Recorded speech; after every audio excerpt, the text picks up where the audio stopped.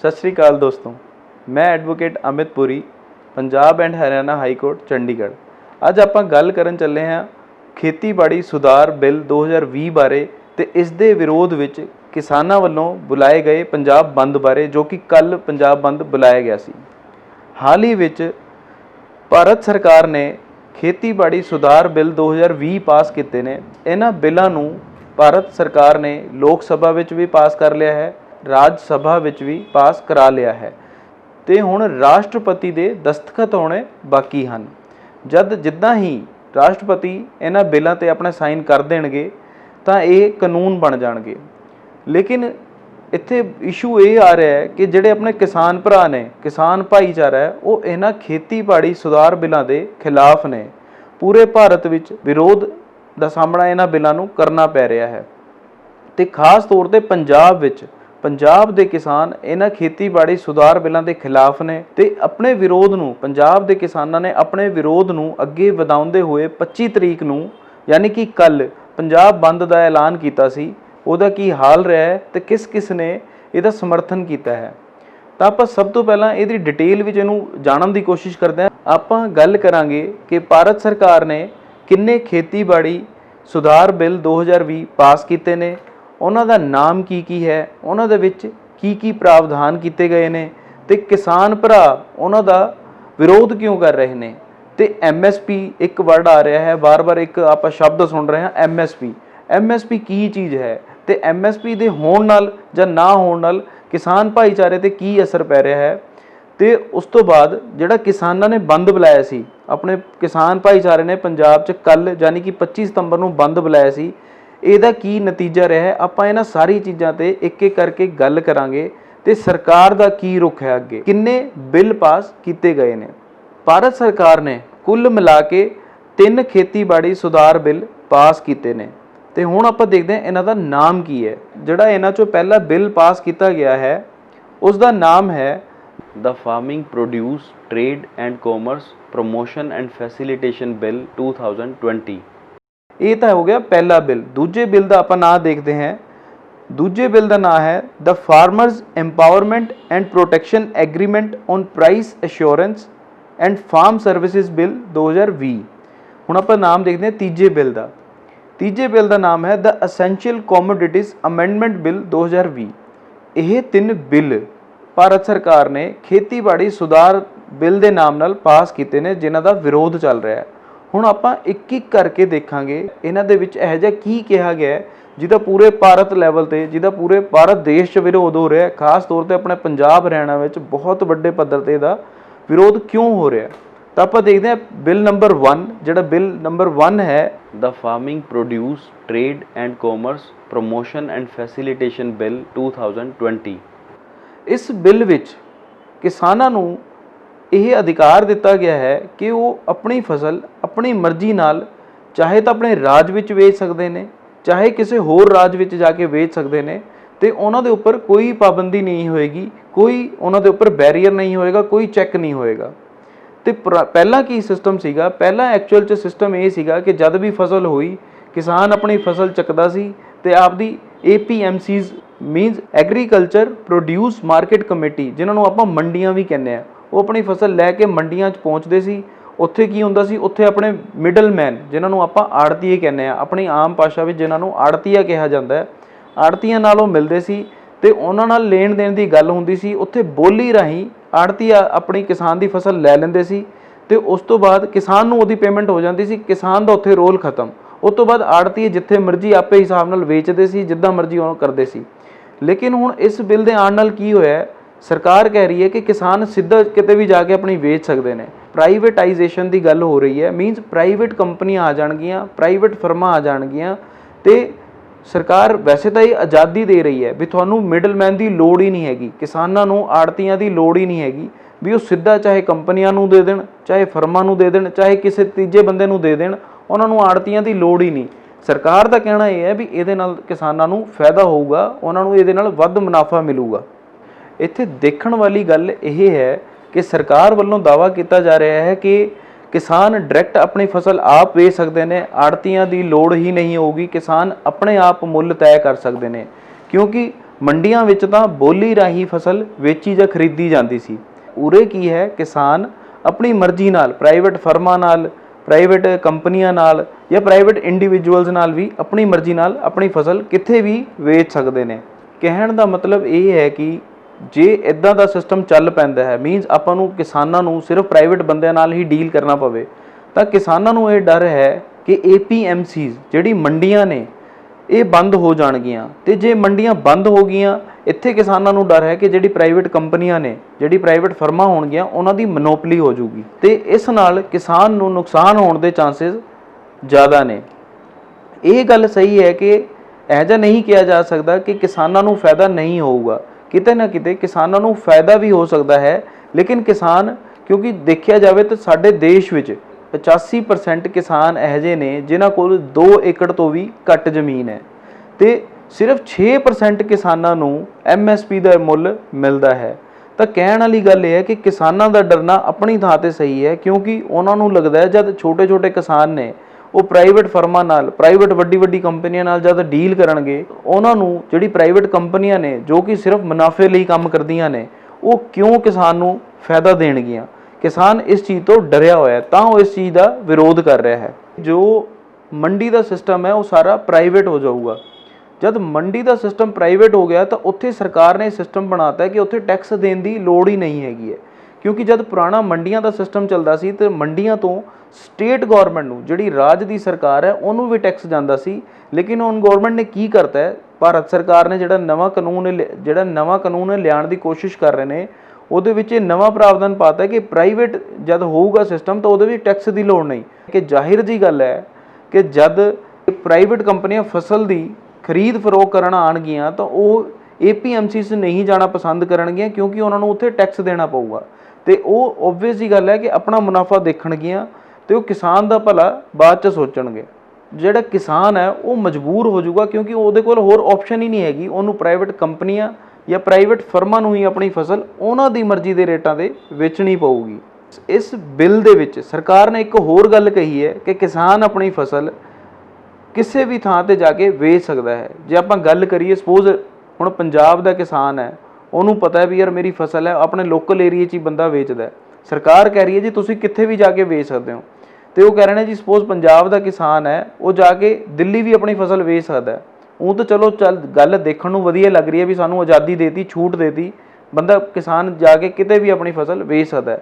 ਪਰ ਜੇ ਪ੍ਰੈਕਟੀਕਲੀ ਦੇਖੀਏ, ਪ੍ਰੈਕਟੀਕਲ ਗੱਲ ਨਹੀਂ ਹੈਗੀ, ਕਿਉਂਕਿ ਜੇ ਹੁਣ ਸਪੋਜ਼ ਜਿਹਨੇ ਫਸਲ ਦਿੱਲੀ ਲੈ ਕੇ ਜਾਣੀ ਹੈ, ਉਹਨੂੰ ਤਾਂ ਲੈ ਕੇ ਜਾਣ ਦਾ ਹੀ ਖਰਚਾ ਬਹੁਤ ਹੈ, ਟਰਾਂਸਪੋਰਟੇਸ਼ਨ ਦਾ ਹੀ ਖਰਚਾ ਬਹੁਤ ਹੈ। ਤੇ ਉੱਥੇ ਜਾ ਕੇ ਜਿਹੜੇ ਪ੍ਰਾਈਵੇਟ ਪਲੇਅਰਸ ਨੇ, ਪ੍ਰਾਈਵੇਟ ਮੰਡੀਆਂ ਹੋਣਗੀਆਂ ਜਿਹੜੀਆਂ, ਉਹਨਾਂ ਨੇ ਜਾ ਕੇ 4 ਨੁਕਸ ਕੱਢ ਦੇਣੇ ਨੇ। ਉਹਨੇ ਜਾ ਕੇ ਫਿਰ ਉਹੀ ਗੱਲ ਕਹਿਣਾ ਜੀ ਅਸੀਂ ਤੁਹਾਨੂੰ ਰੇਟ ਇੰਨਾ ਕੀ ਦੇ ਸਕਦੇ ਹਾਂ। ਕਿਸਾਨ ਫਿਰ ਵਿਚਾਰਾ ਮਜਬੂਰ ਹੋ ਜਾਊਗਾ, ਮੀਨਸ ਉਹਨੂੰ ਫਿਰ ਨੁਕਸਾਨ ਹੀ ਚੱਕਣਾ ਪਊਗਾ। ਦੂਜਾ ਬਿੱਲ ਹੈ the farmers empowerment and protection agreement on price assurance and farm services bill 2020। ਇਹ ਜਿਹੜਾ ਬਿੱਲ ਹੈ ਆਪਾਂ ਇਹਨੂੰ ਕਹਿ ਸਕਦੇ ਹਾਂ ਇਕਰਾਰਨਾਮਾ ਕਾਨੂੰਨ ਵੀ ਕਹਿ ਸਕਦੇ ਹਾਂ। ਇਹਦੇ ਵਿੱਚ ਕਿਸਾਨਾਂ ਨੂੰ ਜਿਹੜੀ ਸੁਵਿਧਾ ਦੇਣ ਦੀ ਗੱਲ ਕਰੀ ਹੈ ਸਰਕਾਰ ਨੇ, ਸਰਕਾਰ ਕਹਿ ਰਹੀ ਹੈ ਕਿ ਜੀ ਇਹਦੇ ਵਿੱਚ ਕਿਸਾਨ ਕੋਲ ਅਧਿਕਾਰ ਹੋਊਗਾ ਕਿ ਉਹ ਸਿੱਧਾ ਪ੍ਰਾਈਵੇਟ ਕੰਪਨੀਆਂ ਨਾਲ, ਪ੍ਰਾਈਵੇਟ ਫਰਮਾਂ ਨਾਲ, ਐਕਸਪੋਰਟਰਾਂ ਨਾਲ ਪਹਿਲਾਂ ਹੀ, ਮਤਲਬ ਫਸਲ ਆਉਣ ਤੋਂ ਪਹਿਲਾਂ ਹੀ ਉਹਨਾਂ ਨਾਲ ਇਕਰਾਰਨਾਮਾ ਕਰ ਸਕਦੇ ਨੇ ਤੇ ਉਹ ਰੇਟ ਪਹਿਲਾਂ ਹੀ ਤੈਅ ਕਰ ਸਕਦੇ ਨੇ। ਸਪੋਜ਼ ਕਰੋ ਜਿੱਦਾਂ ਲਾ ਲਓ ਵੀ ਤੁਸੀਂ ਹੁਣ ਆਪਾਂ ਨੂੰ ਕੋਈ ਵੱਡੀ ਕੰਪਨੀ ਆ ਜਾਏ, ਕਿਸਾਨ ਨੂੰ ਆ ਕੇ ਕਹਿੰਦੇ ਜੀ ਸਾਨੂੰ ਚਾਵਲ ਦੇ ਦਿਓ, ਜਦ ਮਾਰਚ 'ਚ ਚਾਵਲ ਆਊਗਾ ਅਸੀਂ ਤੁਹਾਨੂੰ 2500 ਰੁਪਏ ਰੇਟ ਦੇਵਾਂਗੇ। ਨੋ ਡਾਊਟ ਜੀ, ਜੇ ਹੁਣ ਬਾਏ ਚਾਂਸ ਉਸ ਟਾਈਮ 'ਤੇ ਚਾਹੇ ਮਾਰਕੀਟ ਮੰਦੀ ਹੈ ਚਾਹੇ ਮਾਰਕੀਟ ਤੇਜ਼ ਹੈ, ਕਿਸਾਨ ਨੂੰ ਘੱਟੋ ਘੱਟ ਇੰਨਾ ਪਤਾ ਹੈ ਵੀ ਉਹਨੂੰ 2500 ਰੁਪਇਆ ਮਿਲਣਾ ਹੀ ਮਿਲਣਾ। ਠੀਕ ਹੈ ਜੀ, ਉਹ ਤਾਂ ਦੇਖਣ ਨੂੰ ਇਹ ਵੀ ਗੱਲ ਵਧੀਆ ਲੱਗ ਰਹੀ ਹੈ ਵੀ ਹਾਂ ਠੀਕ ਹੈ ਯਾਰ, ਕਿਸਾਨਾਂ ਦੇ ਫੇਵਰ ਦੀ ਗੱਲ ਹੈ ਵੀ 2500 ਰੁਪਇਆ ਮਿਲੂਗਾ। ਕੋਈ ਕੰਪਨੀ 2700 ਰੁਪਇਆ ਵੀ ਦੇ ਦੂਗੀ, ਕੋਈ 2200 ਰੁਪਇਆ ਦੇ ਦੂਗੀ, ਮਤਲਬ ਰੇਟ ਜਿਹੜਾ ਪਹਿਲਾਂ ਤੈਅ ਹੋਇਆ ਵਾ ਉਹ ਮਿਲਣਾ ਹੀ ਮਿਲਣਾ। ਲੇਕਿਨ ਇੱਥੇ ਕਿਸਾਨ ਨੂੰ ਕੀ ਡਰ ਹੈ? ਕਿਸਾਨ ਨੂੰ ਜੋ ਡਰ ਹੈ ਇੱਥੇ, ਉਹ ਡਰ ਹੈ ਕਿ ਇੱਥੇ ਐਗਰੀਮੈਂਟ ਤੋਂ ਕਰ ਲੈਣਗੇ, ਲੇਕਿਨ ਇੱਥੇ ਕਿਤੇ ਵੀ MSP ਦੀ ਗੱਲ ਨਹੀਂ ਕੀਤੀ ਗਈ। ਹੁਣ ਇੱਥੇ ਗੱਲ ਆਉਂਦਾ ਜੀ MSP ਕੀ ਹੈ? MSP ਹੈ ਮਿਨੀਮਮ ਸਪੋਰਟਿੰਗ ਪ੍ਰਾਈਸ। ਕਿਸਾਨਾਂ ਨੂੰ ਡਰ ਹੈ ਕਿ ਚਲੋ ਕੰਪਨੀਆਂ ਜਿਹੜੀਆਂ ਆਈਆਂ ਨੇ ਉਹ ਆਉਣਗੀਆਂ, ਨੋ ਡਾਊਟ ਸ਼ੁਰੂ ਤਾਂ ਸਾਰੀ ਕੰਪਨੀਆਂ ਫਾਇਦਾ ਦੇਣ ਦੀ ਕੋਸ਼ਿਸ਼ ਕਰਨਗੀਆਂ, ਲੇਕਿਨ ਹੌਲੇ ਹੌਲੇ ਵਕਤ ਬੀਤਣ ਨਾਲ ਉਹਨਾਂ ਨੇ ਸਿਰਫ ਕਿਸਾਨਾਂ ਦਾ ਭਲਾ ਥੋੜ੍ਹੀ ਸੋਚਣਾ ਹੈ। ਉਹ ਵੀ ਬੈਠੇ ਨੇ, ਕਮਾਉਣ ਲਈ ਬੈਠੇ ਨੇ, ਤੇ ਜਦੋਂ ਆਪ ਦੀ ਕਮਾਈ 'ਤੇ ਆ ਗਏ, ਆਪ ਦੇ ਮੁਨਾਫੇ 'ਤੇ ਆ ਗਏ, ਜਦ ਬੰਦਾ ਆਪ ਦਾ ਮੁਨਾਫਾ ਦੇਖਦਾ ਫਿਰ ਉਹ ਦੂਜੇ ਦਾ ਨੁਕਸਾਨ ਨਹੀਂ ਦੇਖਦਾ। ਕਿਸਾਨਾਂ ਨੂੰ ਡਰ ਹੈ ਵੀ ਉਹ ਕੰਪਨੀਆਂ ਥੋੜ੍ਹੇ ਚਿਰ ਬਾਅਦ ਕਿਸਾਨਾਂ ਦਾ ਸ਼ੋਸ਼ਣ ਕਰਨਾ ਸ਼ੁਰੂ ਕਰ ਦੇਣਗੀਆਂ ਅਤੇ ਮੰਡੀਆਂ ਹੋਣੀਆਂ ਨਹੀਂ, ਉਹਨਾਂ ਨੂੰ ਫਸਲਾਂ ਫਿਰ ਉਹਨਾਂ ਨੂੰ ਹੀ ਵੇਚਣੀਆਂ ਪੈਣਗੀਆਂ, MSP ਹੋਣੀ ਨਹੀਂ, ਕਾਨੂੰਨੀ ਤੌਰ 'ਤੇ ਉਹ ਕੁਛ ਕਰ ਨਹੀਂ ਸਕਦੇ। ਇੱਥੇ ਕਿਸਾਨ ਕੀ ਡਿਮਾਂਡ ਕਰ ਰਿਹਾ ਹੈ? ਕਿਸਾਨ ਭਰਾ ਉਰੇ ਡਿਮਾਂਡ ਕਰ ਰਹੇ ਨੇ ਕਿ ਜਿਹੜੀ MSP ਦਾ ਪ੍ਰੋਵੀਜ਼ਨ ਹੈ, ਜਿਹੜੀ ਸਰਕਾਰੀ ਦੇਖ ਰੇਖ ਦੇ ਅੰਡਰ ਹੁੰਦਾ ਹੈ, ਵੀ ਉਹਨੂੰ ਜਿਹੜੀ ਇਹ ਆਪਣੀ ਕੀ ਕਹਿੰਦੇ ਨੇ ਜਿਹੜਾ ਇਕਰਾਰਨਾਮਾ ਕਾਨੂੰਨ ਹੈ ਵੀ ਇਹਦੇ ਨਾਲ ਹੀ ਜੋੜ ਦਿੱਤਾ ਜਾਵੇ। ਸਰਕਾਰ ਇਹ ਆਰਡਰ ਕਰ ਦੇਵੇ ਵੀ ਜਿਹੜੀ ਪ੍ਰਾਈਵੇਟ ਫਰਮਾਂ ਨੇ, ਪ੍ਰਾਈਵੇਟ ਕੰਪਨੀਆਂ ਨੇ, ਇਹ MSP ਤੋਂ ਥੱਲੇ ਰੇਟ ਨਹੀਂ ਦੇਣਗੀਆਂ। ਇਹੀ ਡਿਮਾਂਡ ਕਿਸਾਨਾਂ ਦੀ ਹੈ ਜਿਸ ਨੂੰ ਲੈ ਕੇ ਵਿਰੋਧ ਚੱਲ ਰਿਹਾ ਹੈ, ਕਿਉਂਕਿ ਕਿਸਾਨਾਂ ਨੂੰ ਡਰ ਹੈ ਜੇ ਸਰਕਾਰੀ ਦੇਖ ਰੇਖ ਹੀ ਨਹੀਂ ਹੋਊਗੀ, MSP ਹੈ ਨਹੀਂ, ਤੇ ਜੇ ਕੱਲ੍ਹ ਨੂੰ ਉਹਨਾਂ ਦਾ ਕੋਈ ਕੰਪਨੀਆਂ ਨਾਲ, ਪ੍ਰਾਈਵੇਟ ਫਰਮਾਂ ਨਾਲ ਇਸ਼ੂ ਹੁੰਦਾ ਹੈ ਤਾਂ ਉਹ ਕਿੱਥੇ ਜਾਣਗੇ? ਕਿਉਂਕਿ ਉਹਨਾਂ ਕੋਲ ਕੋਈ ਕਾਨੂੰਨੀ ਸੁਵਿਧਾ ਬਚਣੀ ਹੀ ਨਹੀਂ, ਉਹਨਾਂ ਕੋਲ ਕੋਈ ਕਾਨੂੰਨੀ ਅਧਿਕਾਰ ਰਹਿਣਾ ਹੀ ਨਹੀਂ। ਤੀਜਾ ਬਿੱਲ ਹੈ ਦਾ ਅਸੈਂਸ਼ੀਅਲ ਕੋਮੋਡਿਟੀਜ਼ ਅਮੈਂਡਮੈਂਟ ਬਿੱਲ 2020। ਇਹਨੂੰ ਆਪਾਂ ਆਪਣੀ ਆਮ ਭਾਸ਼ਾ ਵਿੱਚ ਕਹਿ ਸਕਦੇ ਹਾਂ ਜਮ੍ਹਾਂਖੋਰੀ ਦਾ ਕਾਨੂੰਨ। ਇਹਦੇ ਵਿੱਚ ਕੀ ਹੈ, ਜੋ ਆਪਣੇ ਦੇਸ਼ ਵਿੱਚ ਪੁਰਾਣਾ ਸਿਸਟਮ ਸੀ ਉੱਥੇ ਜਮ੍ਹਾਂਖੋਰੀ ਕਰਨਾ ਅਪਰਾਧ ਸੀਗਾ, ਜਮ੍ਹਾਂਖੋਰੀ ਕਰਨਾ ਅਲਾਉਡ ਨਹੀਂ ਸੀਗਾ। ਇੱਕ ਲਿਮਿਟ ਤੱਕ ਹੀ ਕੋਈ ਕੁਝ ਜਮ੍ਹਾਂ ਕਰ ਸਕਦਾ ਸੀ, ਉਹ ਤੋਂ ਬਾਅਦ ਉਹ ਇਲੀਗਲ ਹੋ ਜਾਂਦਾ ਸੀ।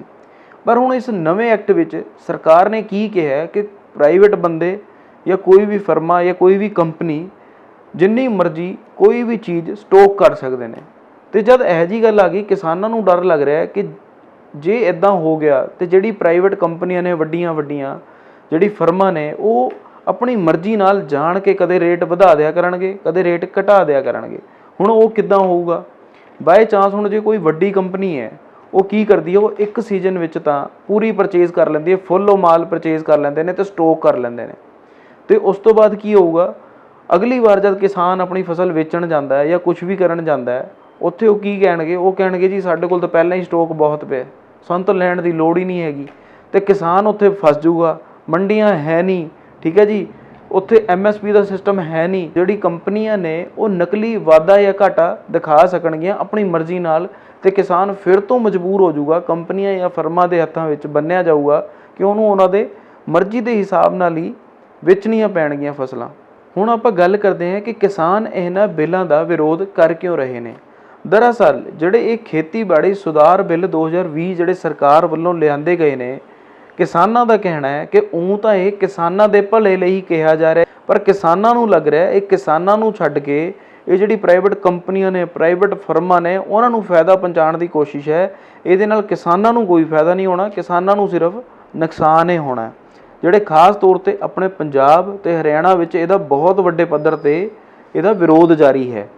MSP ਦਾ ਮਤਲਬ ਹੈ ਮਿਨੀਮਮ ਸਪੋਰਟਿੰਗ ਪ੍ਰਾਈਜ਼, ਮਤਲਬ ਘੱਟੋ ਘੱਟ ਸਮਰਥਨ ਮੁੱਲ। ਇਹ ਜਿਹੜਾ MSP ਸਿਸਟਮ ਹੈ ਇਹ ਗੌਰਮੈਂਟ ਨੇ ਸ਼ੁਰੂ ਕਰਿਆ ਸੀ। ਗੌਰਮੈਂਟ ਨੇ 20 ਘੱਟੋ ਘੱਟ ਇਹੋ ਜਿਹੀਆਂ ਫਸਲਾਂ ਨੇ ਜਿਨ੍ਹਾਂ 'ਤੇ MSP ਰੱਖੀ ਹੋਈ ਹੈ ਵੀ ਘੱਟੋ ਘੱਟ ਉਹਨਾਂ ਦਾ ਇੱਕ ਰੇਟ ਫਿਕਸ ਹੈ। ਸਰਕਾਰ ਨੇ ਘੱਟੋ ਘੱਟ ਇੱਕ ਰੇਟ ਫਿਕਸ ਕਰਿਆ ਹੋਇਆ ਵੀ ਜੋ ਮਰਜ਼ੀ ਹੋ ਜੇ, ਇੰਨੇ ਮੁੱਲ ਤਾਂ ਇਹਨਾਂ ਨੂੰ ਕਿਸਾਨਾਂ ਨੂੰ ਮਿਲਣਾ ਹੀ ਮਿਲਣਾ। ਕਿਸਾਨਾਂ ਨੂੰ ਡਰ ਇਹ ਹੈ ਕਿ ਜਿਹੜਾ ਇਹ ਪ੍ਰਾਈਵੇਟਾਈਜੇਸ਼ਨ ਹੋ ਰਹੀ ਹੈ, ਜਿਹੜਾ ਪ੍ਰਾਈਵੇਟ ਮੰਡੀਆਂ ਦੀ ਗੱਲ ਹੋ ਰਹੀ ਹੈ, ਇਹਦੇ ਵਿੱਚ ਕਿਤੇ ਵੀ MSP ਦੀ ਗੱਲ ਕੀਤੀ ਹੀ ਨਹੀਂ ਗਈ। ਮਤਲਬ ਜਿਹੜਾ ਸਿਸਟਮ ਚੱਲਦਾ ਆ ਰਿਹਾ, ਜਿਹੜੀ ਸਰਕਾਰ ਫਸਲਾਂ ਚੱਕਦੀ ਸੀ ਕਿਸਾਨਾਂ ਦੀ MSP 'ਤੇ, ਉਹ ਤਾਂ ਸਿਰਫ 6% ਕਿਸਾਨਾਂ ਦੀ ਹੀ ਫਸਲਾਂ MSP 'ਤੇ ਲਈ ਜਾ ਰਹੀਆਂ ਸੀ। 20 ਵਿੱਚੋਂ ਸਿਰਫ 5-4 ਫਸਲਾਂ ਹੀ ਇਹੋ ਜਿਹੀਆਂ ਹੋਣਗੀਆਂ ਜਿਹੜੀ MSP 'ਤੇ ਚੱਕੀ ਜਾ ਰਹੀਆਂ ਸੀ। ਉਹ ਕੁਝ ਫਸਲਾਂ MSP ਤੋਂ ਥੱਲੇ ਵੀ ਲਈ ਜਾ ਰਹੀਆਂ ਸੀ। ਪਰ ਕਿਸਾਨਾਂ ਨੂੰ ਹੁਣ ਡਰ ਹੈ ਕਿ ਜੇ MSP ਦਾ ਪ੍ਰੋਵੀਜ਼ਨ ਹਮੇਸ਼ਾ ਲਈ ਕੱਢ ਹੀ ਦਿੱਤਾ ਤਾਂ ਉਹਨਾਂ ਨੂੰ ਤਾਂ ਨੁਕਸਾਨ ਹੀ ਨੁਕਸਾਨ ਹੈ। ਤਾਂ ਕਹਿਣ ਦਾ ਮਤਲਬ ਕਿਸਾਨਾਂ ਨੂੰ ਡਰ ਹੈ ਕਿ MSP ਦਾ ਪ੍ਰਾਵਧਾਨ ਕਿਸੇ ਵੀ ਐਕਟ 'ਚ ਨਹੀਂ ਦਿੱਤਾ ਗਿਆ ਅਤੇ ਸਰਕਾਰ ਇਸ ਚੀਜ਼ ਦੀ ਸੁਣਵਾਈ ਨਹੀਂ ਕਰ ਰਹੀ। ਹੁਣ ਆਪਾਂ ਗੱਲ ਕਰਦੇ ਹਾਂ ਕਿਸਾਨਾਂ ਵੱਲੋਂ ਬੁਲਾਏ ਗਏ ਪੰਜਾਬ ਬੰਦ ਦੀ। ਕਿਸਾਨਾਂ ਨੇ 25 ਸਤੰਬਰ ਨੂੰ ਪੰਜਾਬ ਬੰਦ ਦੀ ਕਾਲ ਦਿੱਤੀ ਸੀਗੀ, ਯਾਨੀ ਕਿ ਪੰਜਾਬ ਕੱਲ੍ਹ ਬੰਦ ਰਿਹਾ। ਹੁਣ ਆਪਾਂ ਦੇਖਦੇ ਹਾਂ ਕਿ ਇਹ ਬੰਦ ਦਾ ਅਸਰ ਕੀ ਰਿਹਾ ਅਤੇ ਕਿਸਾਨਾਂ ਦੇ ਬੰਦ ਨੂੰ ਕੀ ਸਮਰਥਨ ਮਿਲਿਆ। ਇਹ ਕਹਿਣਾ ਗਲਤ ਨਹੀਂ ਹੋਊਗਾ ਕਿ ਜਿਹੜਾ ਕਿਸਾਨਾਂ ਨੇ ਕੱਲ੍ਹ ਪੰਜਾਬ ਬੰਦ ਬੁਲਾਇਆ ਸੀ 25 ਤਰੀਕ ਨੂੰ, ਉਹ ਪੂਰੀ ਤਰ੍ਹਾਂ ਕਾਮਯਾਬ ਰਿਹਾ ਹੈ। ਪੰਜਾਬ ਦੇ ਹਰ ਵਰਗ ਨੇ, ਬੱਚੇ ਤੋਂ ਲੈ ਕੇ ਬਜ਼ੁਰਗ ਤੱਕ, ਮਾਤਾ ਭੈਣਾਵਾਂ ਨੇ, ਹਰੇਕ ਬੰਦੇ ਨੇ ਇਸ ਬੰਦ ਦਾ ਸਮਰਥਨ ਕੀਤਾ ਹੈ। ਕਿਸਾਨਾਂ ਦੇ ਇਸ ਪੰਜਾਬ ਬੰਦ ਵਿੱਚ ਪੰਜਾਬ ਦੀ 31 ਜਥੇਬੰਦੀਆਂ ਨੇ ਭਾਗ ਲਿਆ ਅਤੇ ਸਾਰਿਆਂ ਨੇ ਇੱਕ ਸੁਰ ਵਿੱਚ ਸਰਕਾਰ ਦੇ ਇਹਨਾਂ ਬਿੱਲਾਂ ਦੀ ਨਿੰਦਾ ਕੀਤੀ ਹੈ ਅਤੇ ਇਹਨਾਂ ਨੂੰ ਵਾਪਸ ਲੈਣ ਦੀ ਆਵਾਜ਼ ਚੁੱਕੀ ਹੈ।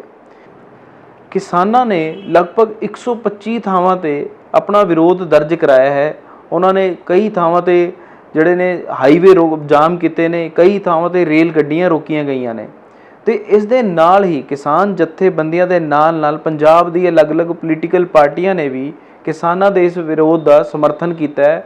ਕਿਸਾਨਾਂ ਨੂੰ ਪੰਜਾਬੀ ਗਾਇਕਾਂ ਦਾ ਵੀ ਸਾਥ ਮਿਲਿਆ ਹੈ, ਜਿਨ੍ਹਾਂ ਵਿੱਚੋਂ ਦਿਲਜੀਤ ਦੋਸਾਂਝ, ਹਰਭਜਨ ਮਾਨ, ਰਣਜੀਤ ਬਾਵਾ, ਬੱਬੂ ਮਾਨ ਤੇ ਹਿਮਾਂਸ਼ੀ ਖੁਰਾਨਾ ਆਦि ਬਹੁਤ ਸਾਰੇ ਸਿੰਗਰ, ਸਿੱਧੂ ਮੂਸੇਵਾਲਾ, ਆਪਾਂ ਕਿੰਨਿਆਂ ਦੇ ਨਾਮ ਉਰੇ ਲੈ ਸਕਦੇ ਹਾਂ ਜਿਨ੍ਹਾਂ ਨੇ ਖੁੱਲ੍ਹ ਕੇ ਕਿਸਾਨਾਂ ਦਾ ਸਮਰਥਨ ਕੀਤਾ ਹੈ। ਵਪਾਰਿਕ ਅਦਾਰਿਆਂ ਨੇ ਵੀ ਕਿਸਾਨਾਂ ਦਾ ਪੂਰਾ ਸਾਥ ਦਿੱਤਾ ਹੈ ਤੇ ਉਹਨਾਂ ਨੇ ਕਿਹਾ ਵੀ ਅਸੀਂ ਕਿਸਾਨਾਂ ਦੇ ਨਾਲ ਹਾਂ।